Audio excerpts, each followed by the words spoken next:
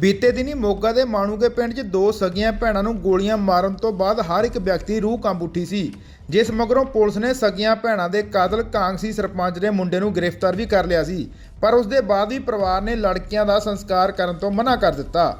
ਉਹਨਾਂ ਨੇ ਪ੍ਰਸ਼ਾਸਨ ਨੂੰ ਕਿਹਾ ਸੀ ਕਿ ਜਦੋਂ ਤੱਕ ਕਾਤਲ ਲੜਕੇ ਦੇ ਪਿਓ ਕਾਂਗਸੀ ਸਰਪੰਚ ਨੂੰ ਗ੍ਰਿਫਤਾਰ ਨਹੀਂ ਕਰਦੇ ਤਦ ਤੱਕ ਸੰਸਕਾਰ ਨਹੀਂ ਕੀਤਾ ਜਾਵੇਗਾ ਤੇ ਪੁਲਿਸ ਨੇ ਐਕਸ਼ਨ ਲੈਂਦਿਆਂ ਕਾਂਗਸੀ ਸਰਪੰਚ ਨੂੰ ਗ੍ਰਿਫਤਾਰ ਕਰਕੇ ਸਲਾਖਾਂ ਪਿੱਛੇ ਭੇਜ ਦਿੱਤਾ ਤੇ ਪਰਿਵਾਰ ਨੂੰ ਮਾਲੀ ਸਹਾਇਤਾ ਵਜੋਂ ਡੀਐਸਪੀ ਪਰਸਨ ਸਿੰਘ ਤੇ ਐਸਡੀਐਮ ਰਾਜਪਾਲ ਸਿੰਘ ਬਾਘਾ ਪੁਰਾਣਾ ਵੱਲੋਂ 16,50,000 ਰੁਪਏ ਦੇਣ ਦੀ ਮੰਗ ਮੰਨਣ ਮਗਰੋਂ ਅੰਤਿਮ ਸੰਸਕਾਰ ਕੀਤਾ ਗਿਆ।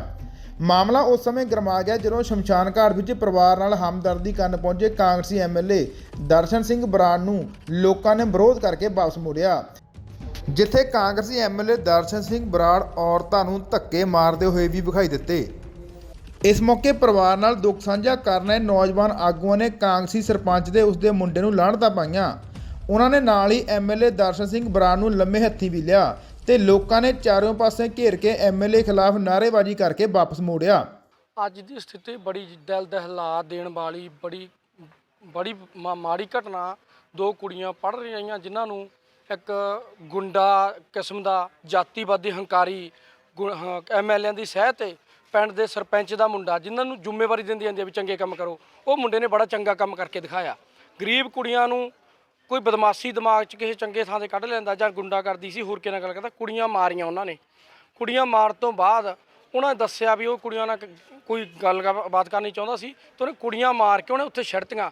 ਉਹ ਇਲਾਕਾ ਜਿਹੜਾ ਹੈਗਾ ਮੇਰਾ ਖਿਆਲ ਆ ਮਾਣੂ ਕੇ ਮਾਰੀਆਂ, ਉਹ ਇਲਾਕਾ ਸਾਡੇ ਐਮਐਲਏ ਦਰਸ਼ਨ ਖੋਟੇ ਦਾ ਏਰੀਆ।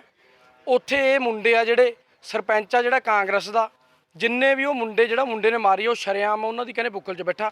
ਕੋਈ ਹਜੇ ਤੱਕ ਸੁਣਵਾਈ ਨਹੀਂ ਹੋਈ। ਹਜੇ ਜਿੰਨੀ ਵੀ ਗੱਲਬਾਤ ਹੋਈ ਆ ਪ੍ਰਸ਼ਾਸਨ ਦੇ ਨਾਲ ਕਹਿੰਦੇ ਆ ਵੀ ਐਂ ਕਰਾਂਗੇ, ਪਰ ਸਦੀਆਂ ਤੋਂ ਸੰਗਰੂਰ ਦੇ ਵਿੱਚ ਦੇਖ ਲਓ ਲੱਤਾਂ ਵੜਤੀਆਂ, ਦਿਹਾੜੀ ਜਾਣ ਜਾਂਦੇ ਨੂੰ ਪਿਸ਼ਾਬ ਪਿਆ ਦਿੰਦੇ ਆ। ਦਲਤਾਂ ਨਾਲ ਇਹ ਹਾਲ ਹੁੰਦਾ। ਮੈਂ ਇੱਕ ਸਵਾਲ ਕਰਦਾ ਖੇਤ ਮਜ਼ਦੂਰ ਯੂਨੀਅਨ ਕਿਸਾਨ ਯੂਨੀਅਨ ਨੂੰ ਕਿ ਕਿੱਥੇ ਆ ਸਾਡੀ ਕਿਸਾਨ ਮਜ਼ਦੂਰ ਏਕਤਾ? ਕੀ ਇਕੱਲੇ ਧਰਨਿਆਂ 'ਚ ਰਹੇਗੀ? ਅੱਜ ਕਿੰਨੇ ਕਿਸਾਨ ਆਗੂ ਆਏ ਨੇ ਇੱਥੇ, ਕਿੰਨੀਆਂ ਜਥੇਬੰਦੀਆਂ ਕਹਿੰਦੀਆਂ ਅਸੀਂ ਇਨਸਾਫ ਦਿਵਾਵਾਂਗੇ। ਆਓ ਮੋਢੇ ਨਾਲ ਮੋਢਾ ਲਾ ਕੇ ਖੜੋ। ਯਾਰ ਤੁਸੀਂ ਸਾਨੂੰ ਦਲਤਾਂ ਨੂੰ ਕਦੇ ਧੈਰੀ ਨਹੀਂ ਮੰਨਿਆ, ਤੁਸੀਂ ਸਾਨੂੰ ਤਰਸ ਦੇ ਪਾਤਰ ਬਣਾਤਾ, ਦਲਤ ਬਣਾਤਾ। ਤੇ ਇੱਥੇ ਜਿਹੜੇ ਆਪਣੇ ਆਏ ਨੇ ਉਹ ਐਮਐਲਏ ਸਾਹਿਬ ਆਏ ਸੀ ਇੱਥੇ ਦਰਸ਼ਨ ਖੋਟਾ ਜੀ, ਉਹਨਾਂ ਦਾ ਪਰਿਵਾਰ ਨੇ ਵਿਰੋਧ ਕੀਤਾ ਕਿਉਂਕਿ ਨੌਜਵਾਨਾਂ 'ਚ ਪੂਰਾ ਭਰਮਾ ਰੋਸ ਸੀ। ਉਹ ਕਹਿੰਦੇ ਸੀ ਅਸੀਂ ਘੇਰਨਾ ਵੀ 3 ਦਿਨਾਂ ਤੋਂ ਉਹਨਾਂ ਨੇ ਕਦੇ ਬਾਤ ਨਹੀਂ ਪੁੱਛੀ।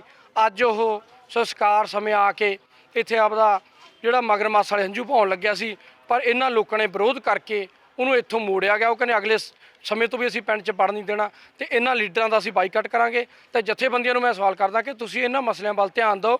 ਇਹਨਾਂ ਲੋਕਾਂ ਦੇ ਸਿਰ ਤੇ ਜਿਨ੍ਹਾਂ ਸਿਰ ਤੇ ਲੜਾਈ ਲੜੀ ਜਾਣੀ ਹੈ, ਸੰਘਰਸ਼ ਕੀਤਾ ਜਾਣਾ। ਇਹਨਾਂ ਗੱਲਾਂ ਦੇ ਨਾਲ ਤੁਹਾਡੇ ਚੈਨਲ ਦਾ ਧੰਨਵਾਦ। ਜੋ ਮੰਦਭਾਗੀ ਘਟਨਾ ਵਾਪਰੀ ਹੈ, ਇਸ ਪਰਿਵਾਰ ਨਾਲ ਸ਼ੇਖਾ ਦੇ ਵਿੱਚ ਗੁੰਡਾਗਰਦੀ 2 ਬੱਚੀਆਂ ਨਾਲ ਹੋਈ ਹੈ। ਉਹਨਾਂ ਨੂੰ ਕਿਡਨੈਪ ਕਰਕੇ ਕਤਲ ਕੀਤਾ ਗਿਆ। ਅਸੀਂ ਪਰਿਵਾਰ ਦੇ ਦੁੱਖ ਸ਼ਰੀਕ ਹੈ।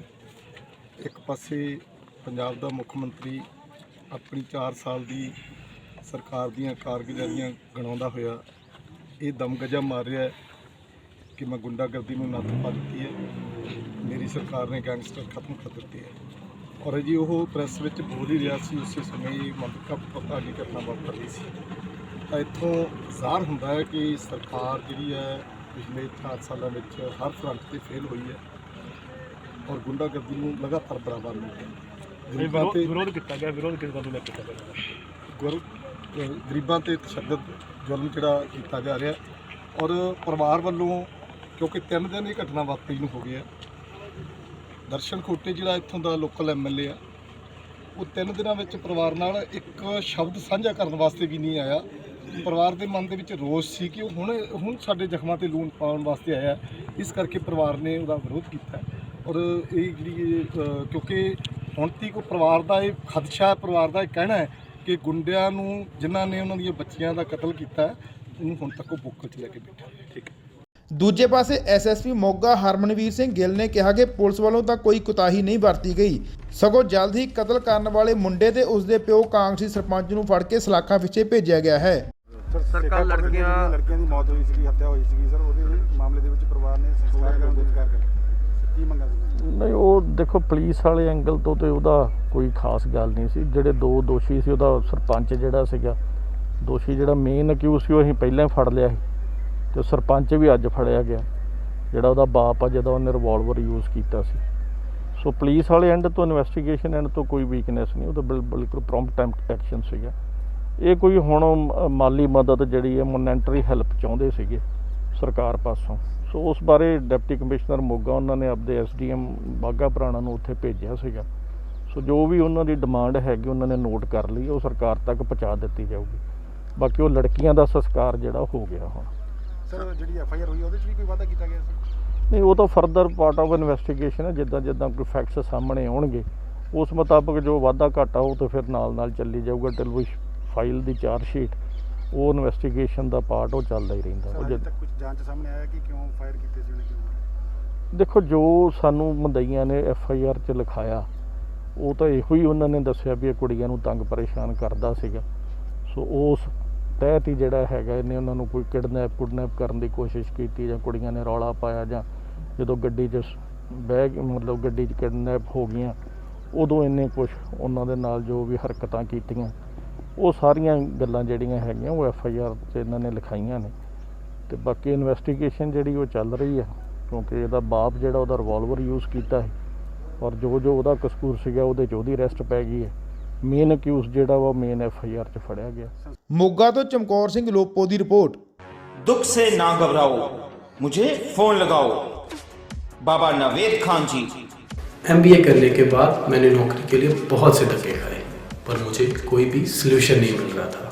फिर एक दिन मेरे किसी दोस्त ने मुझे बाबा जी के बारे में बताया, और देखो बाबा जी का ऐसा चमत्कार कि आज मुझे नौकरी करने की ज़रूरत ही नहीं, मैं खुद का अपना बिजनेस कर रहा हूँ।